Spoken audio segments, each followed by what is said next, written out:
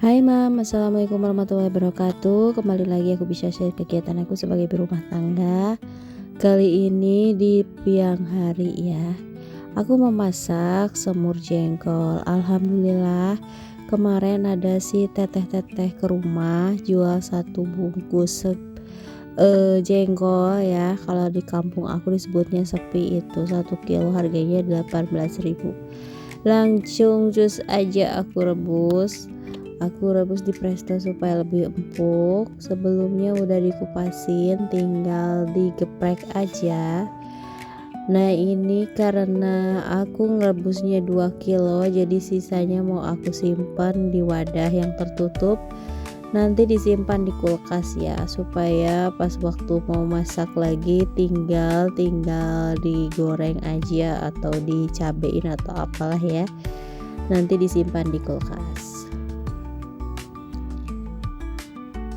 Makasih buat teman-teman yang udah mampir ke channel Sederhana Ibu Rumah Tangga. Lagi ngapain nih nonton video aku?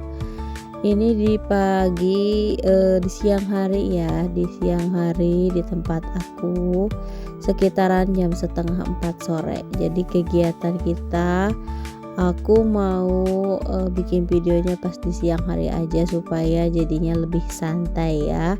Karena kalau pagi-pagi itu suka riweuh sama yang namanya bikin sarapan, harus cepet, dan videonya jadinya kurang jelas karena masih malam. Kalau sekitaran jam 5 subuh itu gambarnya kurang bagus ya. Dan itu ya, aku mau masak si tempenya mau kita dipotong kecil-kecil, nantinya digoreng, dikecapin. Untuk masak kali ini semuanya pakai kecap, jadi aku nggak terlalu banyak pakai cabai supaya jadinya lebih hemat ya, karena niat kita bikin menu hemat. Untuk kali ini di kisaran di bawah 20.000 gitu, karena ini si jengkolnya itu 1 kilo harganya 18.000 ya. Dan untuk tempe itu sekitaran 5.000 gitu. Untuk si jengkolnya aku pakai nggak sampai sekilo, cuma setengah kilo, jadi 18 dibagi 2 itu 9, dan sisanya untuk tempe dan perbumbuan ya.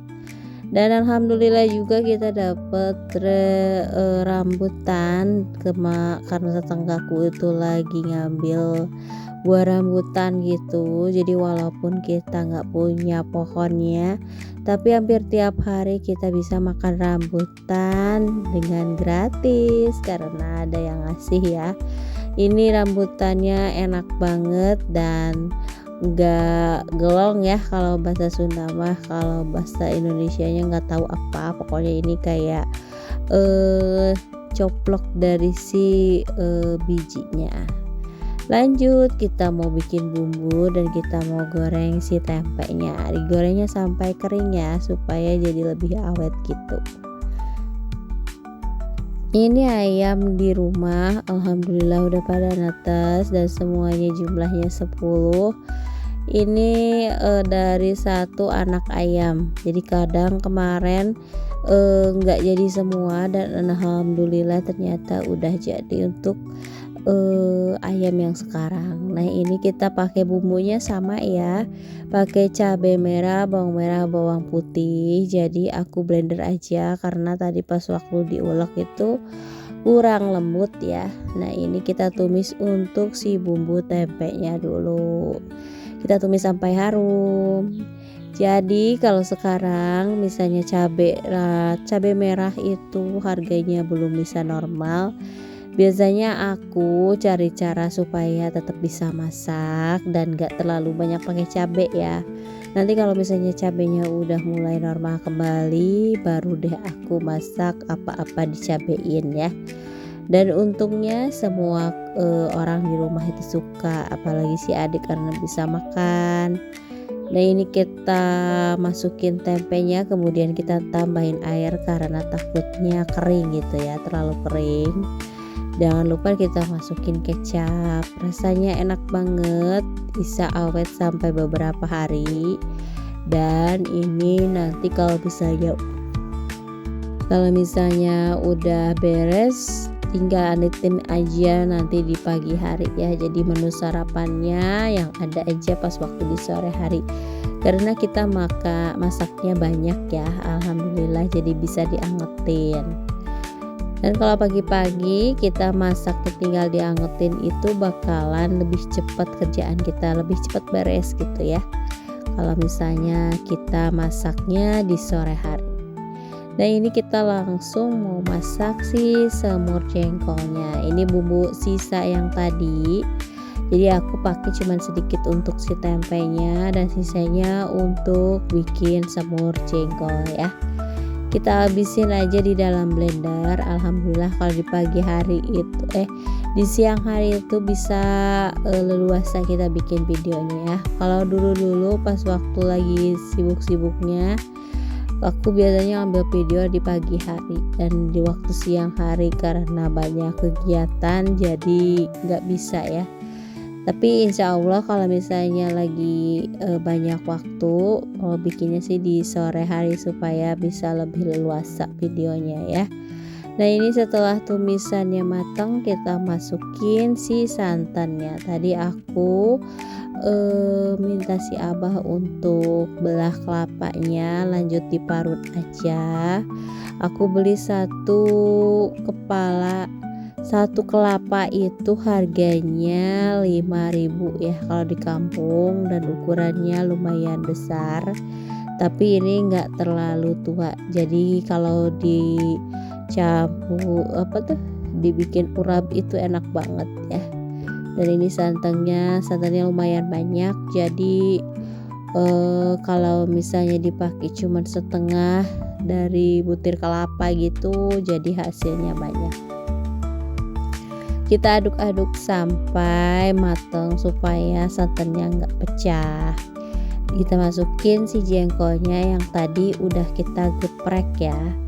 Mengapa digeprek? Karena supaya si bumbunya bisa meresap. Jangan disangka loh yang namanya jengkol ini banyak banget mengandung mineral sama vitamin ya teman-teman. Bukan hanya rasanya yang enak bagi penyuka jengkol, tapi jengkol juga bisa melancarkan pencernaan ya. Jadi kalau misalnya kebanyakan itu nggak baik, tapi kekurangan juga nggak boleh bagi penyuka jengkol seperti aku.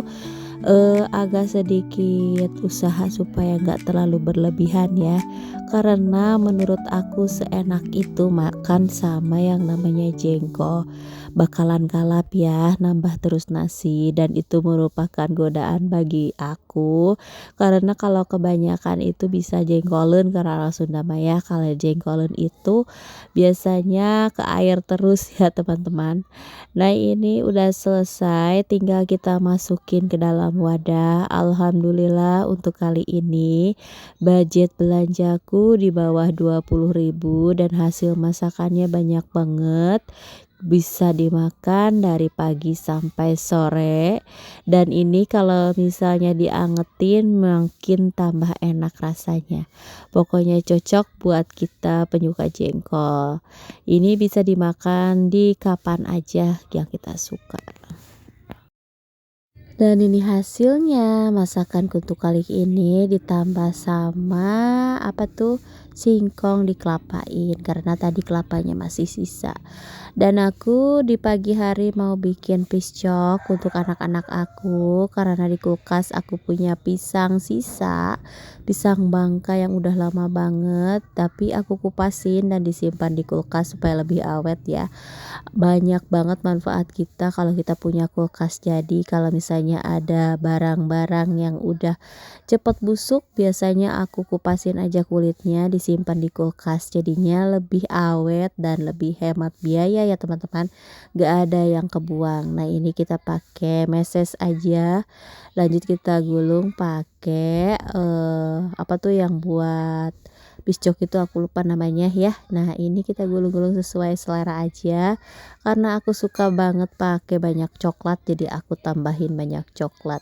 Ini kita goreng biasanya menyerap minyak banget, jadi kalau misalnya menggoreng piscok kayak gini lebih bagus disaring dulu ya supaya minyaknya itu pada turun. Dan ini kita goreng, ini gorengnya cepet banget jadi harus pakai minyak yang sedang cenderung kecil ya. Jadi ini kita goreng sampai kecoklatan supaya pisang yang di dalamnya itu mateng ya, karena kita pakai pisang yang mentah ya. Ada juga teman-temanku yang bilang pakai pisang yang udah dikukus, tapi menurut aku supaya lebih praktis itu pisangnya di ukurannya kecil-kecil ramping aja supaya jadinya lebih cepet mateng ya. Nah ini kita balik agak sedikit susah karena aku nggak pakai alat bantu. Jadi buat teman-teman yang udah punya capitan boleh dipakai karena ini agak sedikit susah membaliknya. Nah ini biasanya di pagi hari enak banget, garingnya awet ya teman-teman. Jadi kalau tadi pagi aku goreng sampai sekarang masih garing alhamdulillah. Dan anak-anak pada suka karena mereka lumayan agak bosen yang namanya pisang goreng. Dan pisang bangkanya itu ukurannya kecil-kecil. Jadi kalau kayak gini sangat-sangat sekali jadi banyak ya. Nah ini biasanya kalau nggak dimasukin sama coklat meses atau coklat batangan bisa juga dimasukin keju supaya jadinya lebih lumer. Dan ini udah mau selesai, kita mau diemin aja dulu karena pakai api yang sedang ya. Jadi kalau misalnya apinya kegedean takutnya di bagian luarnya udah mateng tapi di bagian dalamnya masih mentah gitu. Nah ini udah selesai, tinggal kita tata, tinggal kita cemil-cemil aja, rasanya enak, garing, dan di dalamnya nyoklat banget. Makasih udah nonton. Assalamualaikum.